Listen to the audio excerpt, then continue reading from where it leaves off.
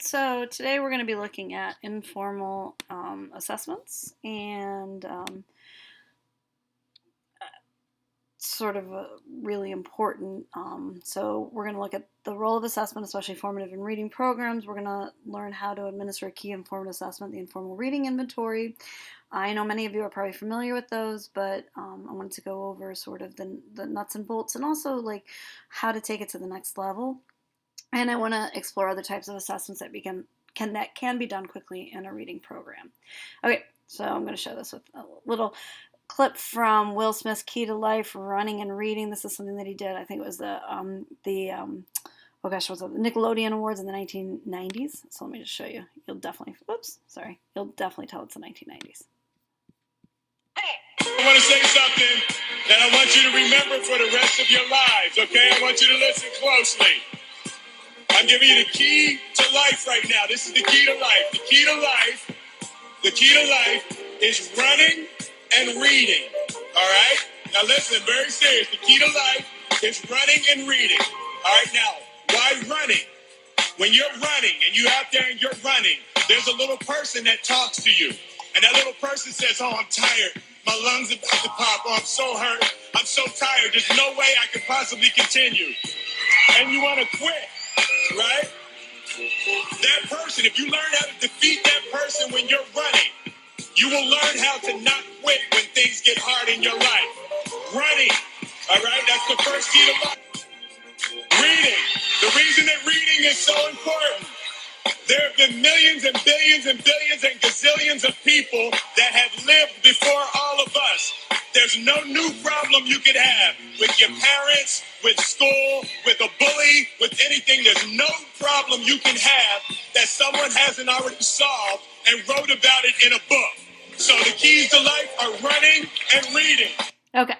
So the reason I put this in there is because I think it's important for us to remember that some of those same things that make running so valuable and character building are actually how many of our students perceive reading. And we need to figure out what it is that causes some of our students to have to really put so much effort and use so much grit to get through reading so that they can read in a way that allows them to access the true value of reading that Will Smith is talking about.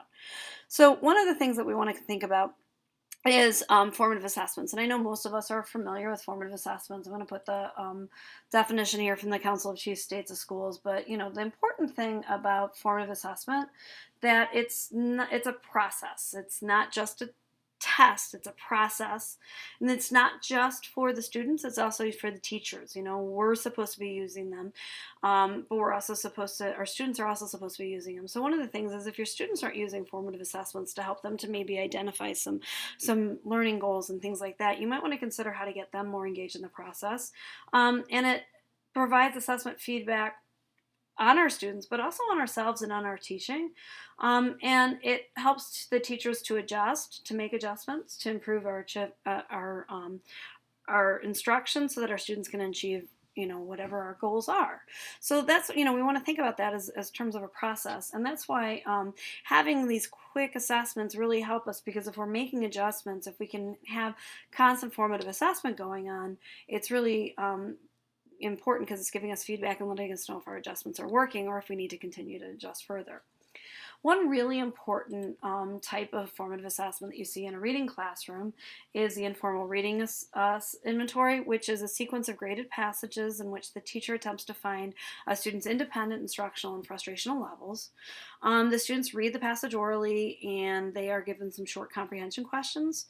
There are a lot of these programs out there. Many of them come with your curriculum. I just looked up, Googled IRI, and I got almost 90 results in just that one search. So informal reading passages, then, there's a lot to consider when we're looking at these. We want to think about the difficulty of the comprehension questions. We want to think about the amount of support that a teacher is planning to offer their students. We want to think about whether or not we have student interest. We want to think about whether or not we're looking at a stretch text and things like that. But generally what we're looking for is an independent instructional level. A student is able to read with 99% accuracy with their oral reading and 90% correctness with the comprehension questions. Instructional would be 95 to 98% with 75% correctness, and then frustrational level would be 90% with a 50% comprehension. And obviously, these are kind of guidelines. If you have somebody who's in the frustrational level in oral reading, but independent level in comprehension, I mean, the thing is, what makes these an informal reading inventory is that you as a teacher really have to think about it. You also have to think about some of these like sort of more aptitude, attitude type questions. Like, I had a teacher a couple of years ago working with an ELL student, actually in the high school classroom, and she gave him a running record about soccer. He was a passionate soccer player, and it was amazing to her how well he did on that. And so you got to think about all of those things, because our students are not robots. But what we're going to be looking for in an IRI, there's a lot of what we call miscues. Mistakes are recorded as miscues. And the definition of miscues can differ somewhat, but they are, there's the ones in black are the bad ones. The ones in blue, you want to think about whether, they're not as obvious. So the omission, insertion, substitution, reversal, teacher supplied word, repetition, ignoring punctuation, and self-correction. And so when we look at miscues, we want to think about word identification relies on three things. Within the word, we look at the graphophonetic. Can we, sound out? We look at it semantically. Can we understand it based on the sentence structure? And then we look at it for syntactically. Can we understand it based on the context that it's being, the surrounding text around it? Okay, so here's an example of a miscue. So my student might have supposed to read Sally likes jelly on her biscuit. She was going to make a graphophonetic. She might change jelly to jolly. Semantic, where she recognizes that it's supposed to be a noun. She might change it to mustard, but not know what jelly is. But then syntactic, she might call it jam, which is where, given the context, she knows that jelly and biscuits or jam and biscuits are essentially the same thing. So what we do once we identify the miscues, we got to dig deeper. It's not as easy as just identifying the mistakes. We have to then figure out what's going on. There are miscues that are straight out miscues, they're mistakes. But then there's what we would call meaningful miscues, where the meaning of the sentence doesn't change. And then there's schema-related miscues, where the meaning of the sentence might change, but it was related. It made some mistake. So the first one is just a straight-out miscue, right? Going back to my student's mistake. But semantic, I changed it's schema-related, the semantic mistake. Like you put a condiment onto the biscuit.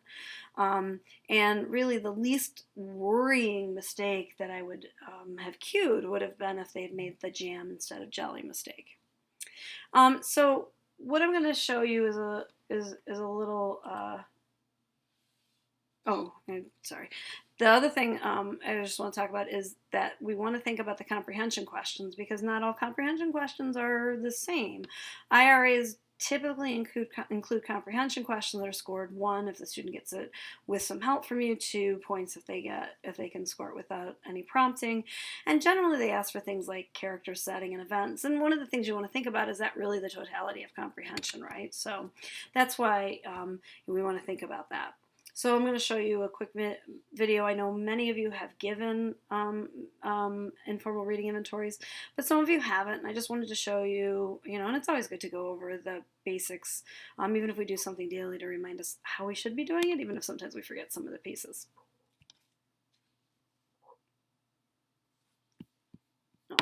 To administer an IRI, we would suggest first that a teacher select an IRI. There are many available, commercially available. Some teachers like to make their own. Many core reading programs come with the IRI. So pick one, review it so that you're very comfortable with it. And then we would suggest starting with an easier passage for the student so that the student is motivated, it's not too difficult. Typically that would be 1 to 2 grade levels below the student's current performance level.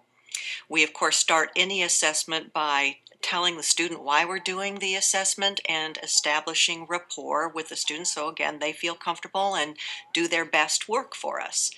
We also explain how the IRI will proceed so the student knows that they're likely to read 2 to 3 stories, that they will answer some questions afterward.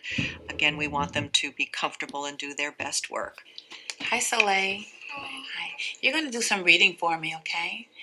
And we're going to read a couple of passages, and I want to find out where your reading level is. And so some of the passages are going to be real easy, and some of them are going to be really hard. And if you come to words that you don't know, I'll tell you. But when you get to the real hard one, I'll just say stop, okay? And that one's too hard, and we'll just stop there. Is that okay? Very good. Many of the IRIs start with an introduction, so if there is one, we should introduce the passage to the student, read the intro if it is provided. We do want to check fluency, so we can time the students to check their fluency, starting our stopwatch as the student begins. We want to avoid saying ready, go, or begin. We just naturally start it when we hear the student's voice. Then as the student is reading along, we're checking the stopwatch for 60 seconds. At 60 seconds, the examiner would mark their protocol to indicate that that's how far the student got. We allow them, though, to finish the entire passage, marking errors along the way so that we can analyze error patterns if there are any. When the passage is completed, we ask the comprehension questions at the end of the passage. Typically, there are somewhere between 5 to 8 questions. And we continue this way from passage to passage until we've really reached what we would call the student's frustration level, when it's obviously difficult. We can give the teacher a sense of perhaps 1 word in every 10 the student is making errors with. That would indicate the text is too hard. The United States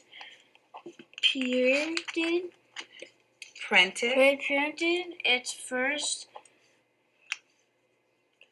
passage postage stamp in 1847. The first 5 can stamps showed Benjamin Franklin. Franklin. Let's stop here. You can stop an informal reading inventory at any point where frustration is reached. You do not have to go through an entire passage. Okay.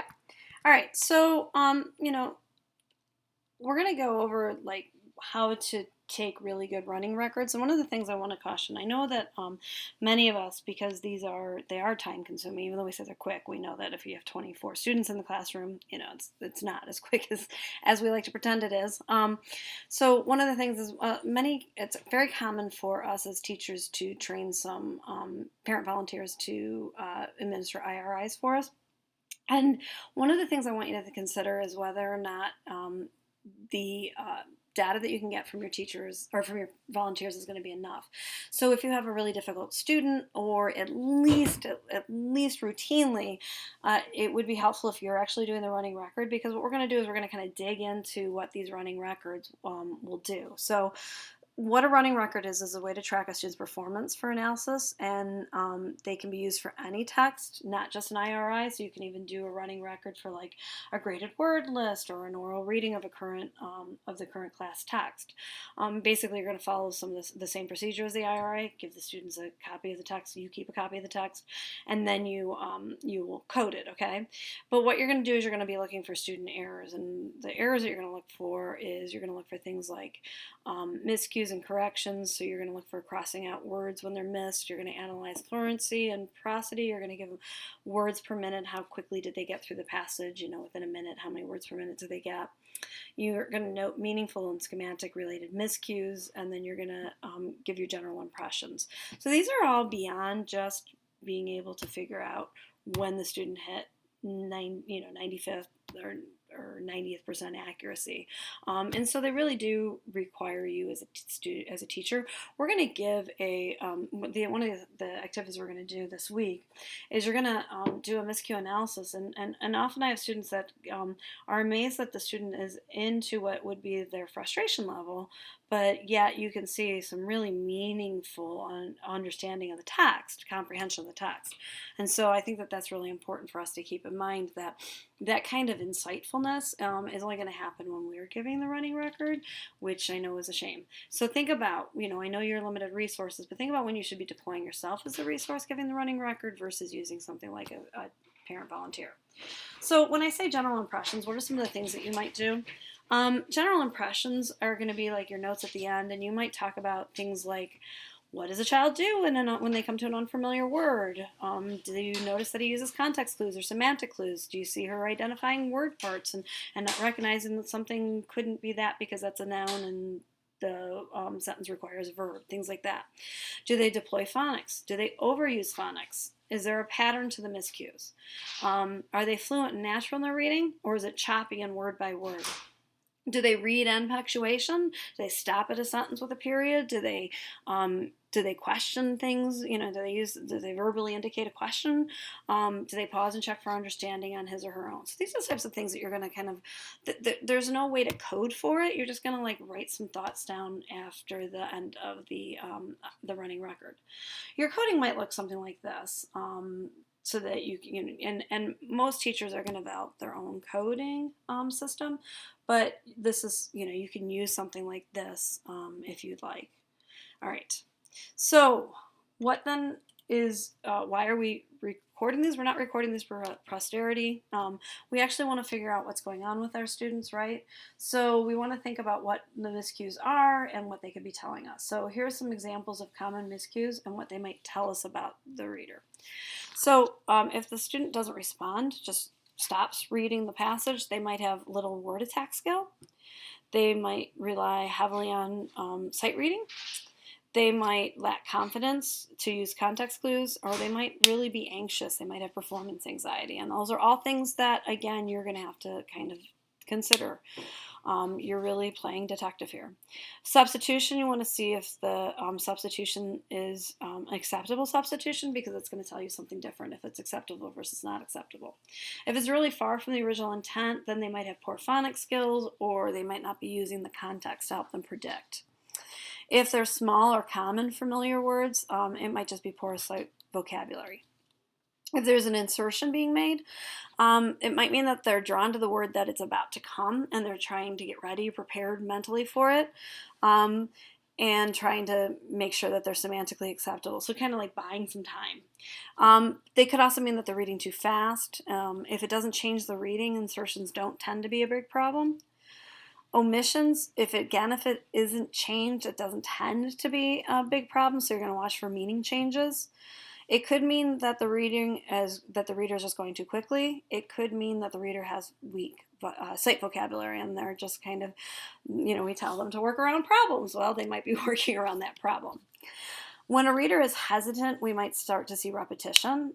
When they have weaker visuals, phonics or visual skills, you might actually see repetition could actually indicate that they actually have, a visual problem. It could also mean that the text is maybe hard. It's a stretch text, and so they're just using the repetition as a way to develop time before they have to move on. When a student corrects themselves, not all corrections are equal and not all corrections are good, okay? So good corrections show that the reader is aware of the meaning. If they're frequent, though, the student may be reading too quickly. So they might be skilled enough to recognize that they made a mistake, but going too quickly to avoid those mistakes. They might be visually drawn to the shape of the words before they apply meaning. We talk about that, like our eyes are working faster than our mouth type of thing. If they're overcorrecting, that could really affect the meaning of a text. It could really get them away from being able to comprehend. So you want to help them find that balance, and you want to keep them from second guessing. You want to work on their confidence if you think that they're overcorrecting out of lack of confidence. So reversals, not all reversals indicate dyslexia, it's a little bit there. And when we look at reversals, you want to look at whether or not it's changing the meaning. If it's not changing the meaning, then we don't have a problem.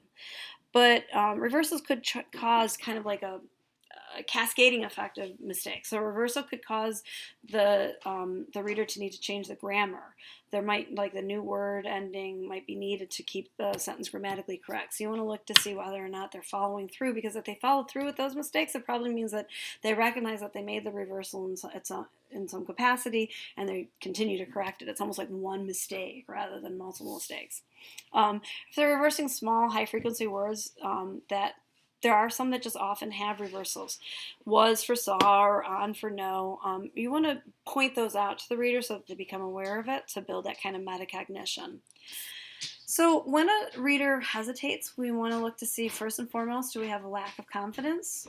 Maybe they have weak visual or phonics skills that could force the hesitation. So you want to dig in. Should we be working on phonics skills, or should we be working on sight words? Those types of things. You might find that this is, you've hit their frustration level. Text may be too difficult. It can be an avoidable problem, or an unavoidable problem. Like, you might just, like, text is difficult because they don't know the content, and those types of things. But do know that hesitation could indicate that you've hit an area where you're at a stretch text. And then you want to observe when they happen. Do they happen before a tricky word? Well, maybe they're just preparing themselves for that tricky word. Do they happen at the end or the start of a line? Well, maybe you have poor tracking. Maybe they're losing track of where they are on the passage page. And so that you can help them by simply maybe having them continue with the one-to-one pointing for a while until they develop. We have to remember that reading requires a lot of hand-eye coordination. But overall, the most important thing that we want to remember with our IRIs is that what we value is not what is being read. It's really not the passage itself, but it's the learner, and how the learner it's our insight into the learner and how the learner is going about reading. So okay, I just wanted to share this with you, and if you have any further questions, we will continue on as the semester. Have a good day.